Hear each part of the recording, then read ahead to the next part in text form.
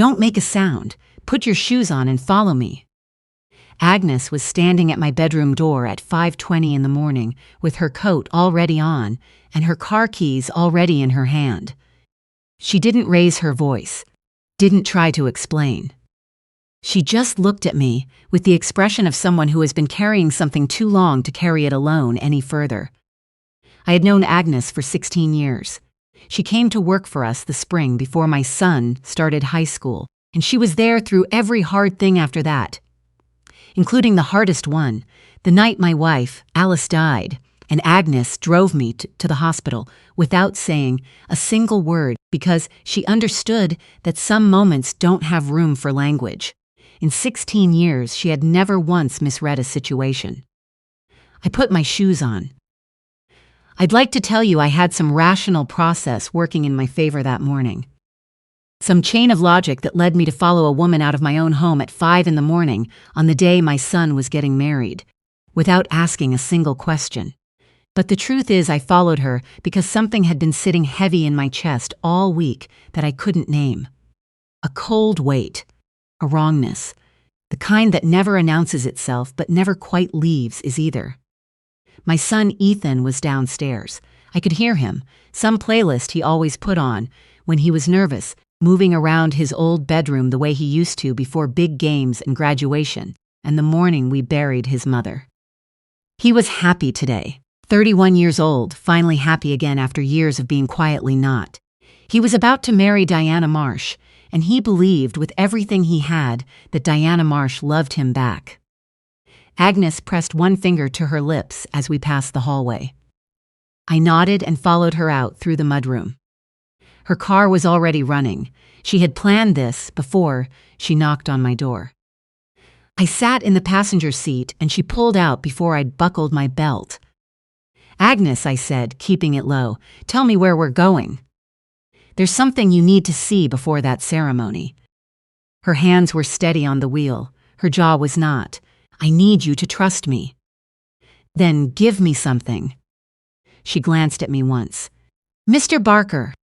"I drove Mrs. Alice to her treatments for 14 months. I drove your son home from college the night you called him to tell him his mother was gone. Have I ever once steered this family wrong?" Alice's name does what it always does, finds the bruise. "No," I said, "you haven't." "Then let me show you what I found. Thank you for being here with me. I want to hear from you, so drop a comment and tell me where you're listening from today, and please subscribe so you don't miss what happens next." One note before we continue. This story includes some creative elements added for dramatic and teaching purposes. Any resemblance to real individuals or places is coincidental, but the lessons in it are real, and I hope they reach you. We drove for 20 minutes. Out of our neighborhood and into a part of the city I recognized vaguely from driving past it on my way somewhere else. Modest streets, working-class blocks, the kind of neighborhood where people cut their own grass and leave their kids' bikes on the porch, overnight because they know their neighbors. Agnes turned onto a street called Fenwick Lane and parked across from a gray house, with a basketball hoop at the end of the driveway. She cut the engine and reached into her coat pocket for her phone. She showed me a photograph. A man, late 30s, heavyset, tired in the way that some men get tired when life has been asking more of them than they can give. He was standing at the end of a driveway with a small girl on his shoulders, the girl grinning at the camera with pigtails going every direction. Below the mailbox in plain letters, Kerr. "Deanna's last name is Marsh," I said. Agnes looked straight ahead at the house. "I know what she told you." "Then whose house is this?" "Watch the front door," she said. "Don't move. She doesn't know we're here." At 6:04, the front door opened. It wasn't the Diana I knew. Not the one who thanked me for every meal and called me by my first name and sat across our kitchen counter one evening and told me, looking right at me, that she loved my son more than she had ever loved anything. This woman moved with a different kind of efficiency. Jeans and a light jacket, hair pulled back, no grace being performed for anyone. She was on the phone. I cracked my window. I told you I'd handle it, she was saying, low and clipped. Everything is on schedule. A pause. Vincent, you have to stop calling. I understand what you're owed. Another pause, shorter this time. After today, you'll have your money. Just give me until tomorrow morning. She hung up. Then the front door opened a second time, and a child came running out. Maybe 5 or 6 years old, blonde pigtails, the same face from the photograph on Agnes's phone. She ran to Diana without a word, the way children run to the people they have missed, just needing to be touching them again. Diana looked down. I had watched her face for 18 months. I had watched her with Ethan and with our friends and with people she'd just met. I had never once seen that face look the way it looked right now, not the warmth she performed. Something older, something that cost her. "Mama," the little girl said, "are you coming back tonight?" I heard it through the cracked window as clearly as I've ever heard anything. "Mama." My hand moved toward the door handle before I knew I'd moved. Agnes's hand landed on my arm. "Not yet, wait." The man from the photograph was in the doorway. Troy Kerr, arms crossed, watching Diana the way a man watches someone he's bound himself to and cannot figure out how to leave. He stepped down off the porch. "She's been asking for you since yesterday," he said. "I know," Diana straightened, not apologetic, managed. "Gracie, go inside with Daddy. I'll be home tomorrow." "Promise." "Promise, sweetheart." The little girl went to her father. Troy put a hand on her shoulder and kept his eyes on Diana. "You're really going through with it," he said. "We talked about this, Troy." "I know what we talked about. I'm asking if you're actually doing it." He stepped closer. "Diana, the man doesn't know anything. He thinks you love him. The Barker estate is worth $4.2 million in real estate." Her voice dropped to something flat and careful. "His construction company books $200,000 a year. We need $300,000 to clear Vincent and the attorneys combined. That is 1 year of marriage. 1 year, a clean separation, and we disappear. Gracie is safe. Vincent can't touch us." Troy looked at the driveway. "He seems like a good man," he said. "I know he is." A long pause. "How does that not stop you?" She didn't answer. She kissed the top of her daughter's head and said something I couldn't hear, then walked back toward the house. Troy watched her go with his shoulders carrying the weight of a man who had said no to this 100 times before and never quite been able to make it stick. Agnes rolled my window up. I sat in that car for what felt like a long time and was probably 2 minutes. Before I tell you what I did next, I need you to comment right now. Type "I'm listening" so I know you're still with me. What I'm about to share changes everything. I got out of the car. Agnes didn't stop me. I walked to the front door and knocked. Troy answered. He looked at me with an expression that started at confusion and landed somewhere much worse. I said, "My name is Edwin Barker. My son Ethan is supposed to marry your wife this afternoon." All the color left his face. "Oh God," he said softly. "Oh God, she's actually doing it." He let me in. The living room had a coloring book open on the coffee table and a child's drawings, stuck to the refrigerator with magnets. Troy sat on the edge of the couch with his hands between his knees, a man who hadn't slept properly in months. He told me everything. The debt started with Gracie's birth, complications, 11 days in the NICU, insurance that didn't stretch far enough. Then his job in logistics collapsed during a slow quarter, and they borrowed from a man named Vincent Hale, who operated out of a cash advance office and wasn't remotely what he appeared to be. By the time they understood the full terms of what they owed, the number had grown past anything they could reach. Diana found our family name through a nonprofit event she attended the spring before last. She researched us. She knew about Alice. She knew about Ethan's grief. She built a version of herself that would fit version of herself perfectly into the space his loss had left in him, met him at a business dinner, maintained the fiction for a year and a half. I told her there had to be another way. Troy was looking at his hands. Told her I couldn't let her do this to a family that hadn't done anything to us. But Vincent told her that if we didn't pay by end of month, he was going to take Gracie. He looked toward the hallway where his daughter had gone. He said she'd disappear, that we'd never find her. I stayed very still. Your son, Troy said, looking up at me, seems like a decent man. Diana doesn't talk about him much. I think she tries not to think about him too directly. But I've known for 4 months what she was doing to him. I haven't slept in 4 months. I thought about Ethan 2 nights ago, coming up behind me in the kitchen and hugging me and saying, without any self-consciousness at all, I didn't think I'd ever feel like this again, Dad. I thought about Alice, and how for 3 years I'd been trying to do the hard things alone. Do you have documentation? I asked. Marriage license? Anything in writing? Troy went to a back room. He came back with a folder, a marriage license, bank statements, text messages he had printed and highlighted from Diana to him in the weeks before she met Ethan. One of them read, I found our way out. It'll take time, but trust me. I photographed every document with my phone and texted the files to my attorney. Then I looked at Troy. I need you to come to the ceremony.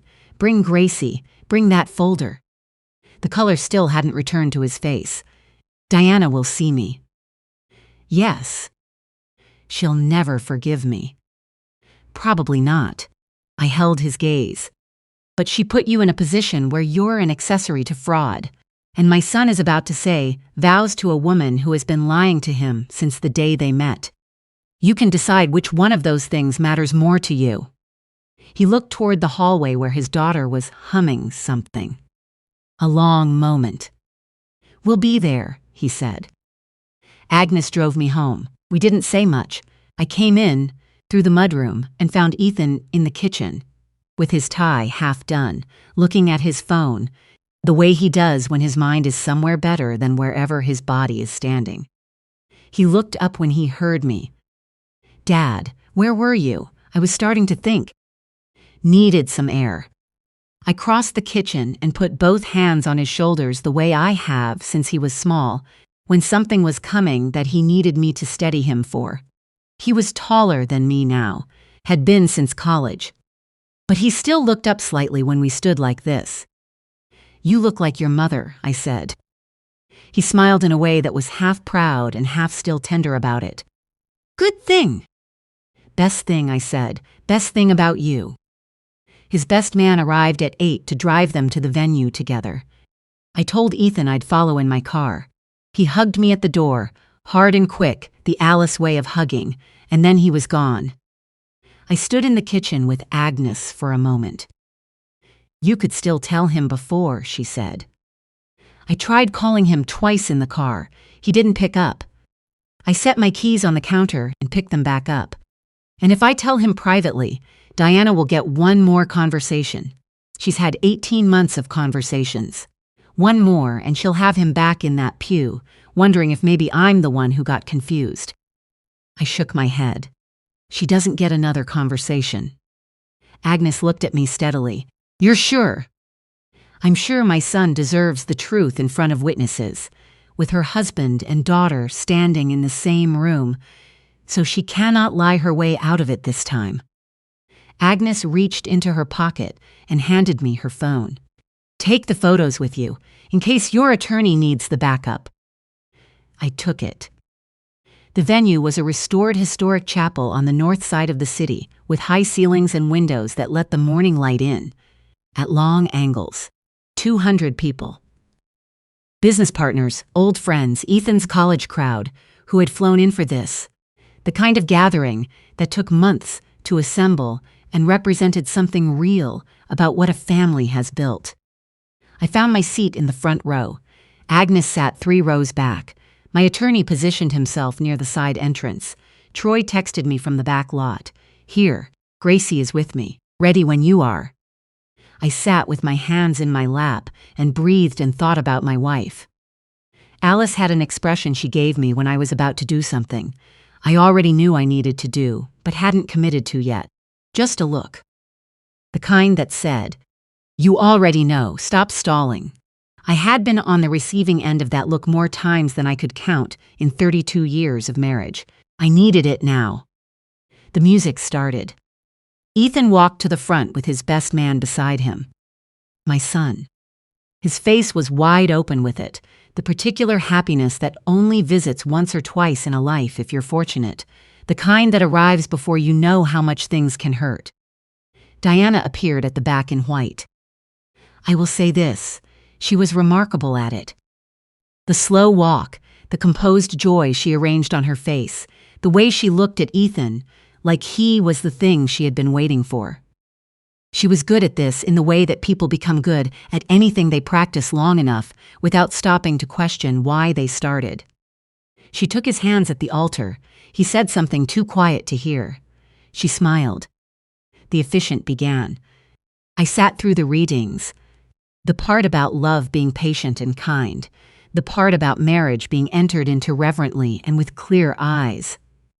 I sat with my breathing slow and thought about that little girl on the porch that morning, with her pigtails and her arms around her mother's legs. I thought about Troy at his kitchen table saying I haven't slept in 4 months. I thought about Ethan saying I didn't think I'd ever feel like this again. The officiant's voice lifted over the chapel. If anyone here knows of any reason these two should not be joined in marriage, let them speak now, or forever hold their peace. The traditional silence, 3 seconds, 4. I stood up. The sound of movement in the front row moved through the room before I had even spoken.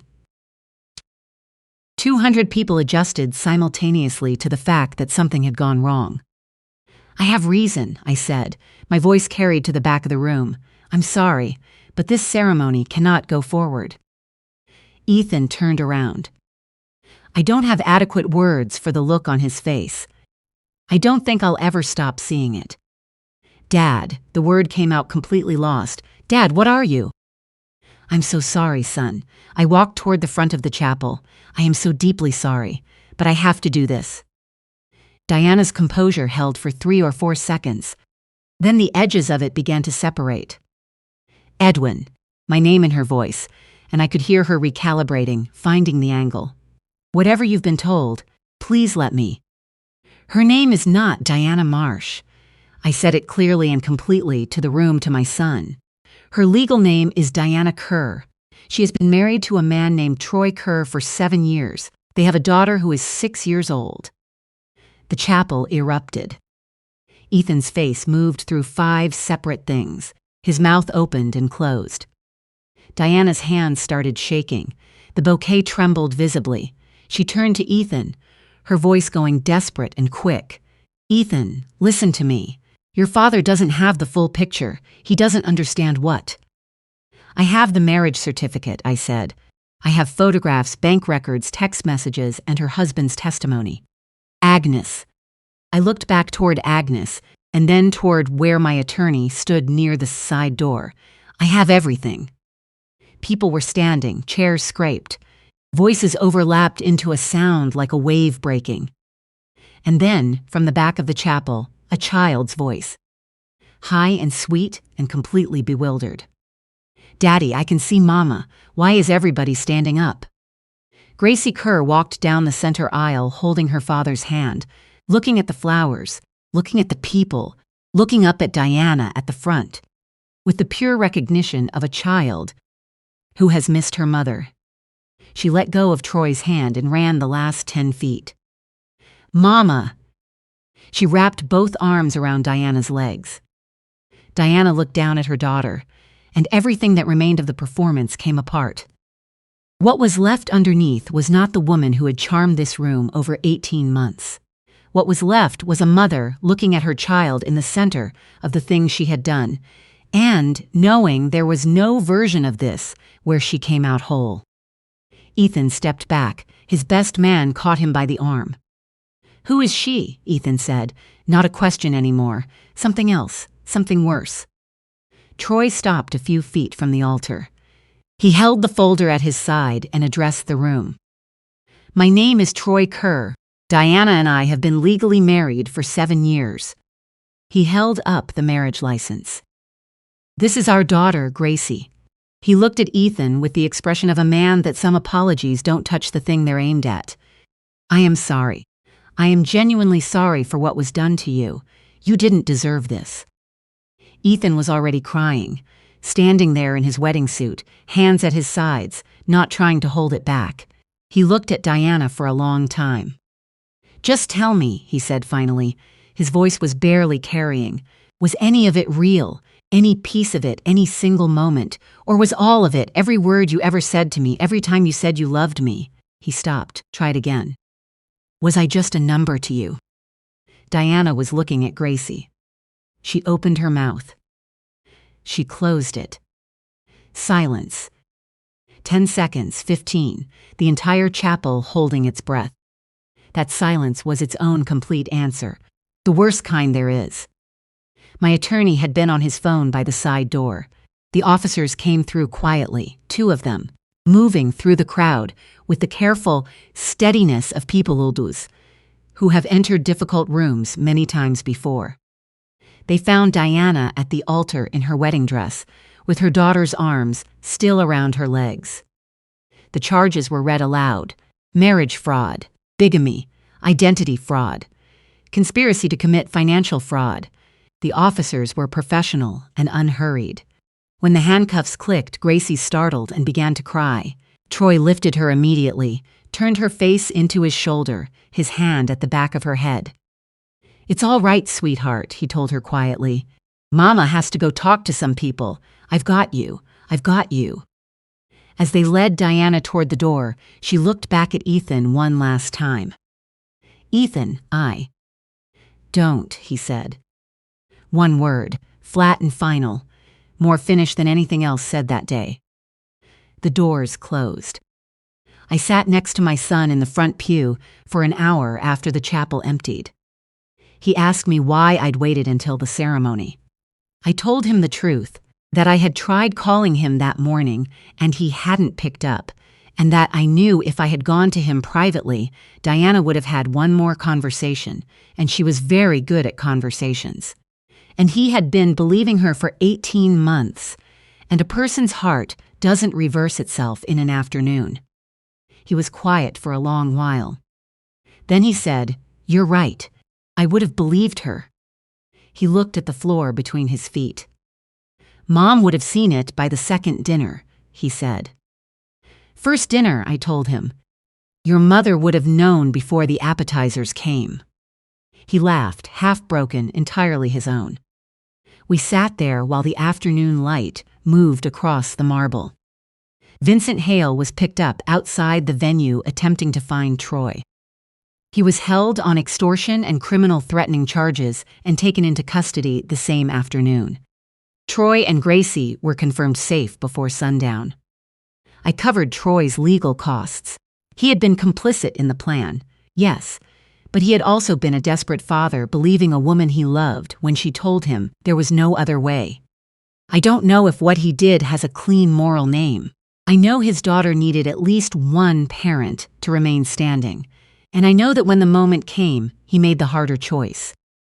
Diana Kerr entered a guilty plea 4 months later, 3 years. She made a prepared statement at sentencing that did not include my son's name.